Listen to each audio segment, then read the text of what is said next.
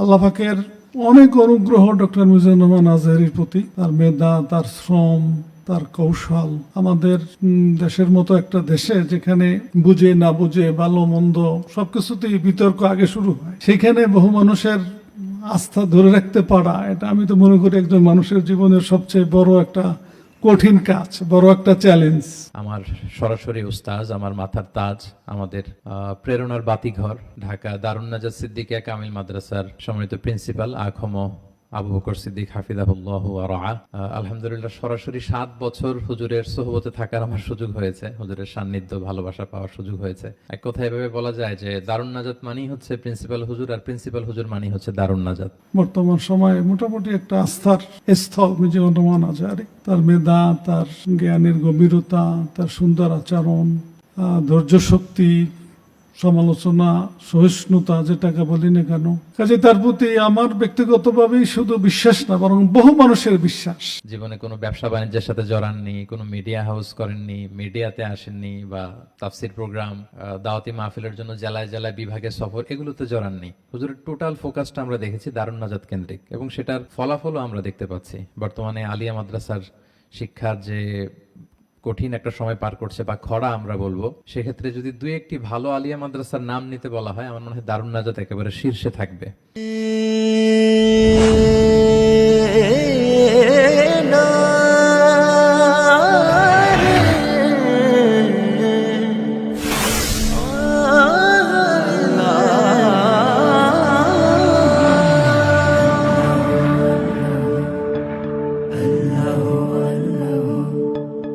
আল্লাহু আল্লাহু তুমি জাল্লে জালালুহু, শেষ করা তো যায় না গে তোমার গুণগান। আল্লাহু আল্লাহু তুমি জাল্লে জালালুহু, শেষ করা তো যায় না গে তোমার গুণগান।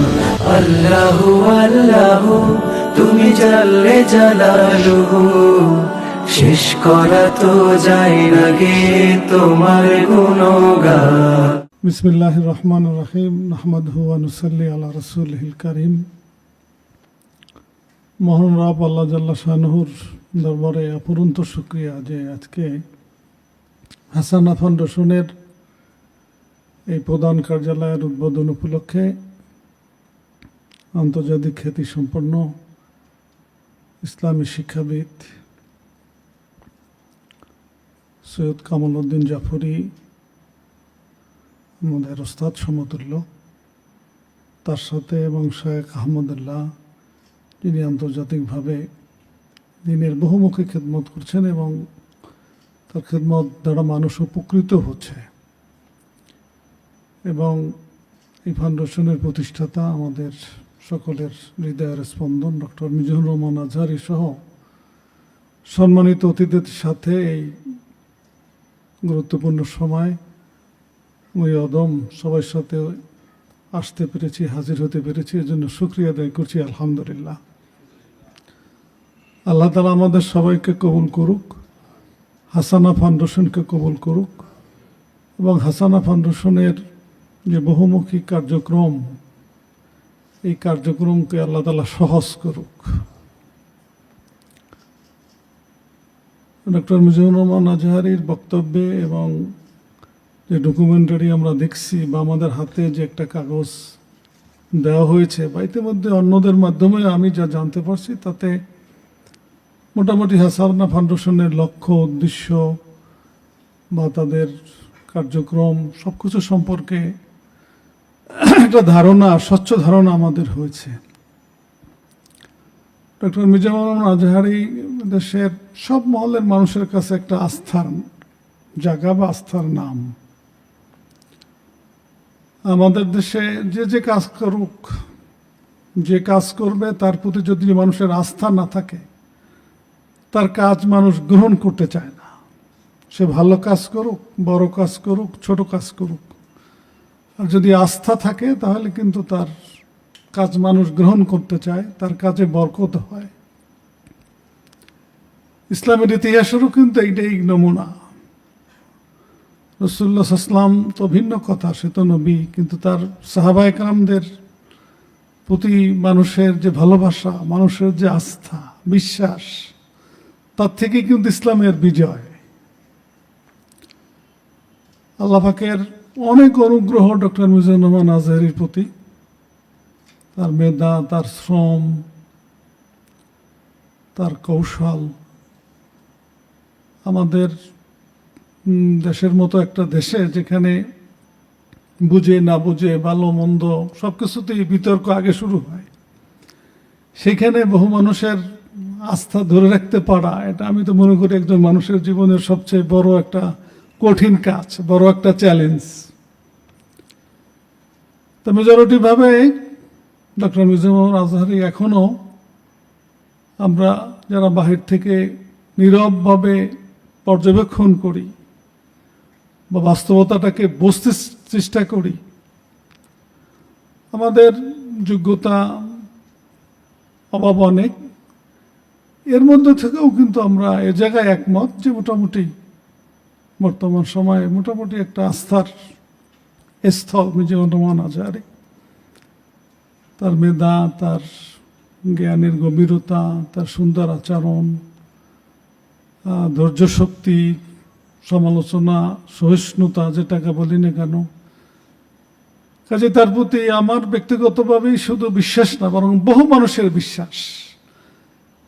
বিভিন্ন মহলের বহু মানুষের সাথে কথা হয়, কথায় আমরা মোটামুটি একটা জায়গায় একমত হইয়া যাই। তার জন্য আমি ব্যক্তিগতভাবে প্রত্যাশা করি, আশা করি যে হাসানা ফাউন্ডেশনের যে কার্যক্রম, নিশ্চয়ই আল্লাহ তাআলা এতে বরকত দান করবেন। আমরা হৃদয় দিয়ে সেই দোয়া করি। কোরআনের ছোট্ট একটা শব্দ হাসানা শব্দ, এবং এই শব্দর সাথে দুনিয়া আখেরাত জড়ানো আছে কোরআনের আয়াতের মধ্যেই। কাজে দুনিয়া ও আখেরাতের হাসানার জন্যই মূলত হাসানা ফাউন্ডেশন। আমি বিশ্বাস রাখি বা আল্লাহ তাআলার কাছে দোয়াও করি যে হাসানা ফাউন্ডেশনের এই কার্যক্রমে অবশ্যই এই জাতির দুনিয়া আখেরাতের হাসানা অর্জিত হবে ইনশাআল্লাহ। এখানে যারা বসে আছেন, আমাদের সৈয়দ কামাল উদ্দিন জাফরি সাহেব, আমাদের শায়েখ আহমদুল্লাহ সাহেব, এদের বহুমুখী খেদমত, আমরা তাদের খেদমত পর্যবেক্ষণ করি বা উপলব্ধি করি। এবং মিজানুর রহমান আজহারী কথাগুলো খুব ক্লিয়ার বলছেন যে তাদের খেদমতের যেটা ভিন্নতা, ইসলামী অঙ্গনের বা ইসলামের পরিচয় নিয়ে যারা মানুষ সমাজে আসে, তাদের খেদমতের একটা সীমাবদ্ধ ক্ষেত্র থাকে। হয়তো মাদ্রাসায় কেউ পড়ায়, না ওয়াজ নসিহত করে, এই ক্ষেত্রের মধ্যেই বা জোর হইলে কিছু বই পুস্তক দুই একজনে লেখে, এর মধ্যেই কিন্তু ক্ষেত্রটা অনেকেরই সীমাবদ্ধ থাকে। সেই ক্ষেত্রে কিন্তু আজকে যে অতিথি জাফরি সাহেব বা আমাদের শায়েখ আহমদুল্লাহ সাহেব, তাদের কিন্তু একটা ভিন্নতা। মানুষের প্রয়োজন, জাতির প্রয়োজন, মানুষকে স্বাবলম্বী করা, মানুষকে শিক্ষার আলোতে আলোকিত করা বা সেবামূলক যে বিষয়টা, শিক্ষা এটা তো একটা বড় সেবা, এর চেয়ে তো আর বড় সেবা নাই। আমরা ছাত্র জীবনে সেই জামে কাসিমিয়া দেখতে যাইতাম, ধান খেতে হেঁটে যাওয়া লাগবে, তখন কাদার মধ্য দিয়ে নরম মাটি পাড়াই পেরিয়ে যাইতাম। তখন এই মসজিদের পিলারগুলো কেবল শুরু হয়েছে, তখন আমরা, আমাদের বন্ধু বান্ধবরা ওখানে পড়তেন। সেই 83, 85, 87 সনের কথা বলছি। যাই হোক, শেখ আহমদুল্লাহরও যে এই বহুমুখী কর্মসংস্থান সৃষ্টির বা দক্ষ জনবল সৃষ্টির, এবং আমি বেশ আমার নানান সোর্স বা আমার ছাত্র বা বন্ধুদের কাছ থেকে আমি খুব খোঁজ নেই যে কি কি কার্যক্রম তা পরিচালনা কিভাবে করে।